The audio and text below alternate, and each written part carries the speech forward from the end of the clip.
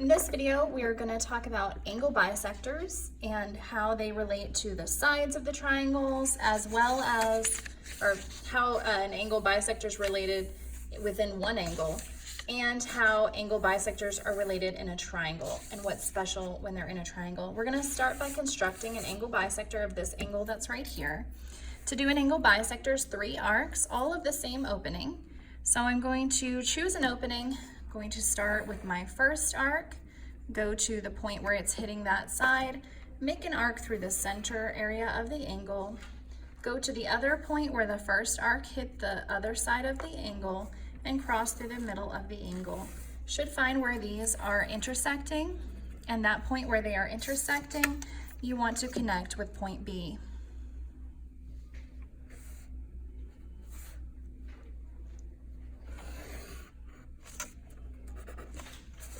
And it splits the angle evenly, creating a pair of congruent angles.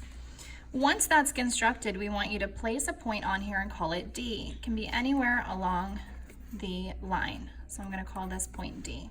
You do want to have some space around it, and you're not using these arcs, so that's why I put it kind of off to the side there. What we're going to do from this point, we're going to construct a perpendicular segment from the point to each side of the angle. In order to do this, you're going to start with the point of the compass at the dot, and you're going to swing through the side, hitting the side twice. This creates a segment that is centralized underneath that point. I'm going to turn it upside down so we can kind of look at that. We're using this segment right here, and I'll sort of outline it in purple. So this piece right here, we're going to do the construction of the perpendicular bisector of it, which will create a perpendicular segment to point D from the side of the angle.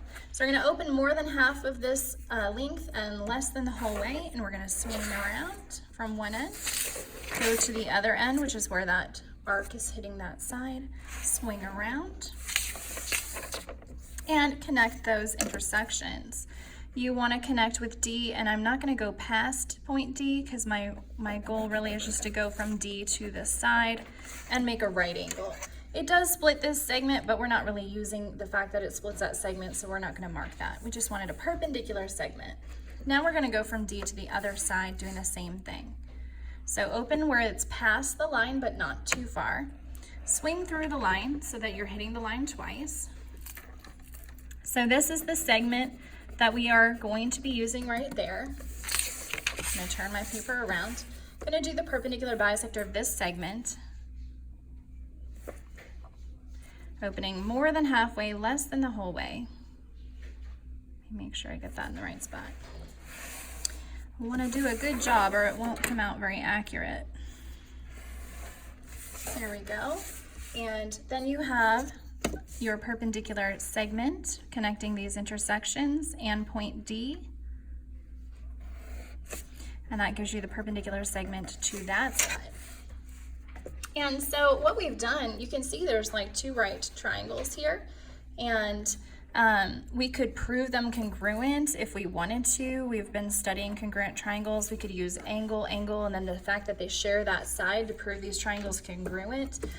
You can use a ruler to measure if you've done a really good construction, which is what they're asking you to do here.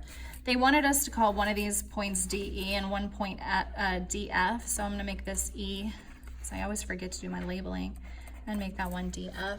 And you can measure with a ruler, and that's what they're asking you to do right here, and talk about what do you notice. Well, I just kind of gave it away talking about these congruent triangles, and the fact that their corresponding parts will be congruent will make this segment DE and the segment DF congruent to each other. So if you have an angle bisector, if you know it's an angle bisector based on these markings, then you can, and if you know that this is perpendicular, you can know that these pieces are congruent.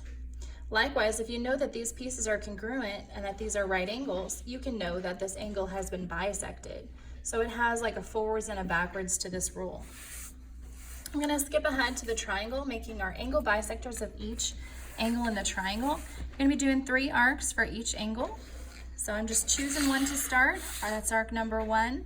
Go to where it's hitting this side. Arc number 2. Go to where it hit the other side. Arc number 3. It's going to be our first angle bisector, and you want to go through the triangle with it.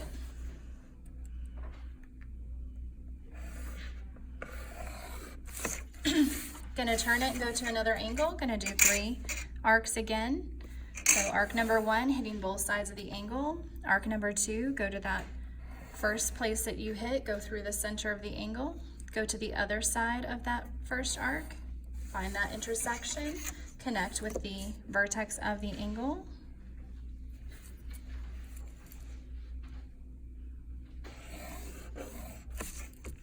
I should be marking my angles congruent. I almost forgot to do that, so I'm gonna mark those with a double and a double. Mark that first with a single and a single, and go and mark my third. Do my third construction, and if I'm good, it should be hitting right there where the other 2 were hitting. So cross through, go to where it hit one side, arc in the middle, go to where it hit the other side, arc in the middle, find where they're crossing, connect. And you should be hitting that intersection if you've done a good job. Angle bisector is a little bit harder. You can see it's within reason. This is where they are intersecting. So these are all angle bisectors, bisecting those angles. And what's special about them, they all meet at a point together. This point has a special name. This point is called the in-center. When it's angle bisectors, the point of concurrency is called the in-center.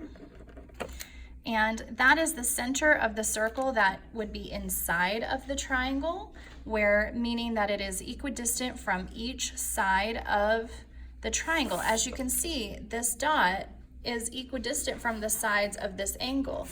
So where they're coming together should be equidistant from the sides of the 2 angles, and then from the sides of that angle, and from the sides of the third angle. And so that means they're equidistant. That spot happens to be equidistant from every side of the triangle.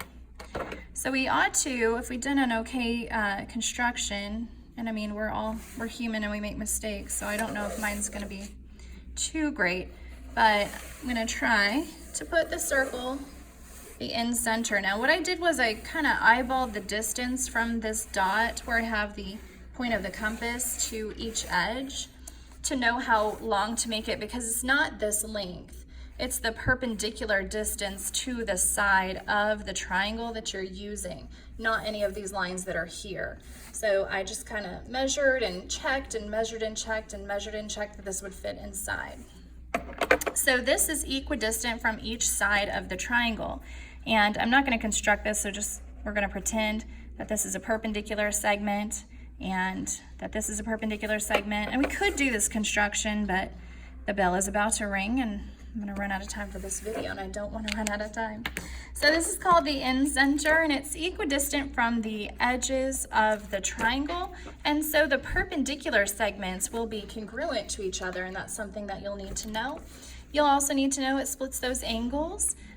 You might be using angles and the fact that triangles add to 180 for these problems. You might have to do Pythagorean theorem for these problems. What you should notice is that these two triangles are congruent, so these pieces will also match. These two triangles are congruent, so these pieces will match. And these two triangles are congruent, so these pieces will match, as well as all the orange ones matching. So there's a lot that you can do here. You could do Pythagorean with a right triangle. You can use congruent triangles and congruent segments. And you can use angles and the fact that they add to 180. So tons of stuff to know about angle bisectors. Should look at this, try to fill this in. Think on these, fill these in from the key that is posted online.